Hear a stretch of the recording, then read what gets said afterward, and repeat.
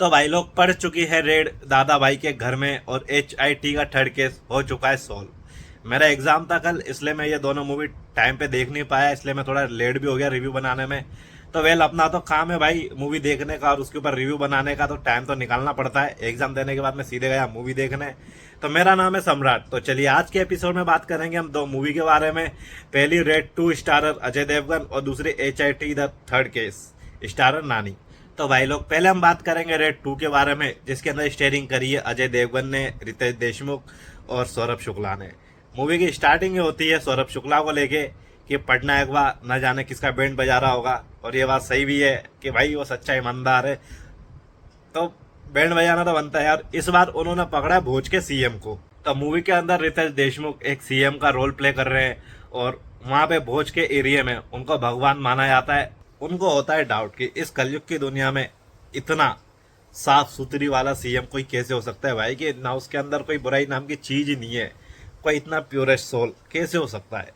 तो यही देखने के लिए वो अपना करवा लेते हैं ट्रांसफर, बेईमान की तरह से रिश्वत लेते हुए पकड़े जाते हैं और अपना करवा लेते हैं ट्रांसफर सीधे भोज में, ताकि वो इस CM का पर्दाफाश कर सके। तो भोज में ट्रांसफर लेने के बाद वो जाते हैं सीधे फाउंडेशन देखने और वहीं पे उनकी मुलाकात होती है CM से। तो वहां मिलने के बाद दोनों में कुछ आसपास में बातचीत होती है और उससे लगता है कि यार कौन कितना ईमानदार है और कौन कितना करप्ट है। भोज में चार्ज लेने के बाद पटना एक बार सीधे लग जाते हैं CM की निगरानी पर उनको यह पता नहीं होता है कि CM खुद उनके ऊपर निगरानी रख रहा है। तो इंटरवेल की मजेदार बात यही है, पहली बार पटनायक वहां फंसे थे CM के जाल में, क्योंकि भाई नेता कभी अपनी चीजें उजागर करते नहीं है, और कर भी देते तो समझ लो कि भाई वो तुम्हें फंसा रहे, और यही चीज हमें पटनायक समझ नहीं पाया मूवी में। तो इसी पॉइंट पे इंटरवल होता है। फिर इंटरवल के बाद जो मूवी शुरू होती है और जो कहानी ने रफ्तार पकड़ी है, तो वो चीज तो आय हाय मजे आ जाते हैं देख के। तो अमय पटनायक को एक टिप देते हैं CM, तो दूसरी पारी में अमय पटनायक देता है एक टिप CM को। तो मूवी में सस्पेंस है बहुत ही ज्यादा, और जो इनकम टैक्स के जो ऑफिसर रहते हैं उन्हीं के ऊपर इर्द गिर्द में बनाई गई मूवी है पूरी। और पहली चीज तो आपने देखी होगी रेड में कैसे उन्होंने उनके ऊपर रेड मारी थी, और दूसरी बात राजा साहब के ऊपर, और दूसरी मूवी के अंदर उन्होंने पकड़ा है सीधे CM को। तो मूवी इंटरेस्टिंग है, देखने लायक है भाई, पूरे पैसे वसूल हो जाएंगे आप लोगों के। और थोड़ा सा इनके जो एक्ट्रेस ने भी रोल प्ले करा है वो भी ठीक है, ज़्यादा उनका रोल प्ले है नहीं, पर जितना भी है काफ़ी है, वो इम्पेक्ट डालता है मूवी में।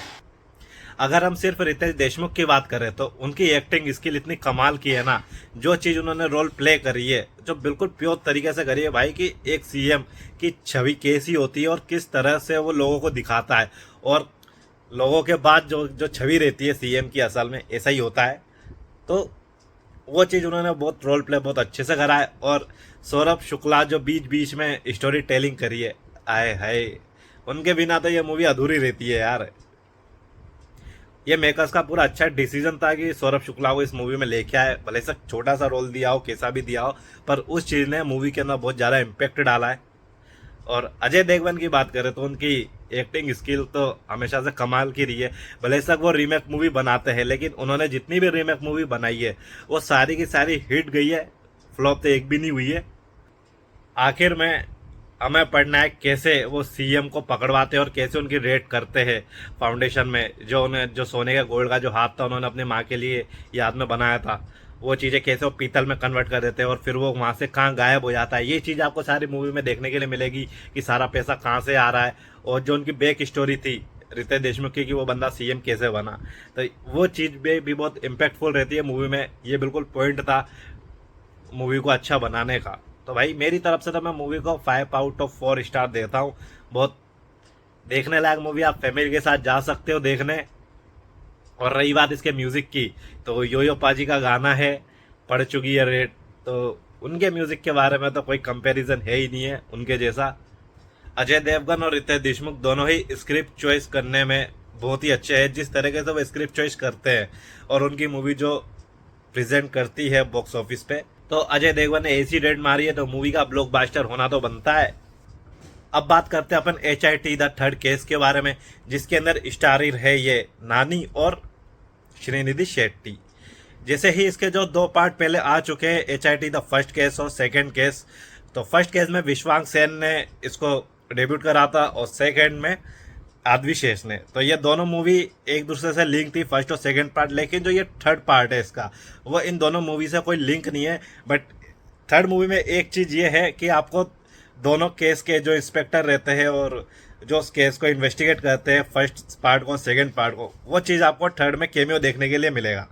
तो मूवी की स्टार्टिंग में ही आपको ये सीन देखने के लिए मिलेगा कि नानी एक मर्डर कर रहे हैं किसी इंसान को पेड़ पे लटकाते हुए, कि कोई इतना पुलिस वाला बंदा इतना क्रूल कैसे हो सकता है। स्टार्टिंग का सीन ही है ये।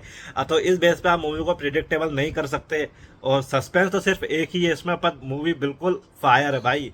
कौन एनिमल कौन मार्को, ये दोनों मूवी तो बच्चे है भाई इसके सामने। जिस तरीके से ब्रूटली इसमें दिखाई गई है ना, आपके रोंगटे खड़े हो जाने।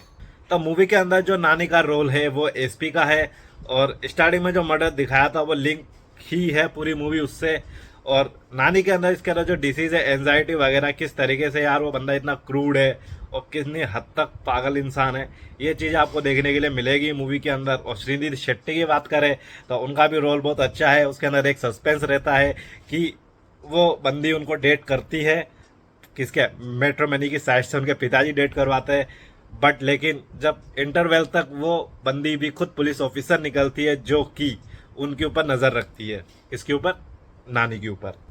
मूवी का जो प्लॉट है वो एक सिटी के साइड करके, जहाँ पे उनका मेंबर बनने के लिए आपको 2 मर्डर करने पड़ते हैं, तो इस चीज़ को ही वो इन्वेस्टिगेट करते हैं। तो जिसके लिए नानी मर्डर करके वीडियो बनाते हैं ताकि वो उसकी तह तक पहुंच सके, और इसी के ऊपर पूरी मूवी इन्वेस्टिगेशन बेस्ड है। अगर हम नानी की एक्टिंग की बात करें तो उनको भाई बिल्कुल नेचुरली स्टार बोला जाता है, नेचुरली स्टार नानी। तो उनकी जो एक्टिंग है वो बिल्कुल नेचुरल निकलती है, और मूवी में और प्रेजेंस में उनका दिखता भी है कि ये बंदा नेचुरल एक्टिंग कर रहा है, ना ज़्यादा कोई ओवर एक्टिंग, ना ज़्यादा कुछ नहीं। आपको फील होता है कि नहीं यार भाई, कि हम जो भी चीज़ देख रहे हैं वो बिल्कुल हमारे सामने हो रही है, बिल्कुल नेचुरली। और मूवी के अंदर जो सीन है ना भाई, व्हाइट कोट पहन के जो पैलेस के अंदर लड़ाई होती है, एक से एक मास सीन है। वो चीज़ आपके रोंगटे खड़े नहीं करते तो भाई तुम मेरा नाम पलट देना। तो भाई लोग, मूवी की स्टोरी यही है कि नानी अपनी जॉब कर रहे होते हैं जम्मू कश्मीर में, वहाँ पे कि मर्डर होता है, वैसा ही सेम मर्डर होता है बिहार में जाके। तो वही इन्वेस्टिगेट करते हैं, वो बिहार जाते हैं, फिर दोनों केस को आपस में लिंक करते हैं कि ये मर्डर कौन कर रहा है और कैसे कर रहा है। तो ये एक साइट होती है सिटी के की करके, तो ये उसके ऊपर पूरी इन्वेस्टिगेशन है। फिर उस साइट का मेंबर बनने के लिए खुद को 2 मर्डर करने होते हैं। तो नानी खुद एक बंदे का मर्डर करते हैं, उसके बाद वो वीडियो बना के अपलोड कर देते हैं। उसके बाद फिर जब वो दूसरा मर्डर करते हैं, उसके बाद उनके पास मेंबरशिप के लिए मिलने के लिए 1 साल में मीटिंग होती है, फिर वो मिलने जाते हैं। तो उसके बाद में जो इंटरवल के बाद जो मूवी शुरू होती है, जो आपको ब्रूटलिटी देखने के लिए मिलती है, आय हाय, बिल्कुल या तो आप आंखें बंद कर लोगे या तो आपकी आंखें खुली रह जाएगी। तो यही है कि वो कैसे उस केस को सॉल्व करते हैं, यही चीज़ आपको मूवी के अंदर देखने के लिए मिलेगी।